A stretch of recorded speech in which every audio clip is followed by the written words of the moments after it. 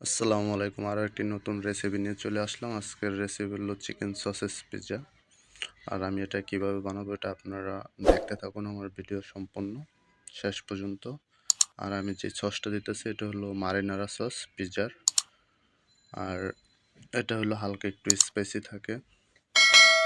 আর এটা চারদিকে মিক্স করে দিতে হয়। আর এখন আমি দিয়ে দেবো পরিমাণ মতন চিজটা পরিমাণ মতন না দিলে আপনার পিৎজা প্রপারলি টেস্ট পাবেন না।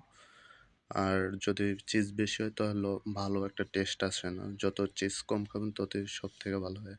আমি দিয়ে দিচ্ছি চিকেন সসেস এবং কি হলো আপনার গ্রিল চিকেন। এটা আগে থেকে কুক করা ছিল। আর আমার ভিডিওতে নতুন নতুন লাইক কমেন্ট শেয়ার করবেন নতুন নতুন ভিডিও পেতে। আর এটা পিৎজাটার সময় লাগে আপনার 6 থেকে 7 মিনিট। ভালো থাকবেন। আল্লাহ হাফেজ।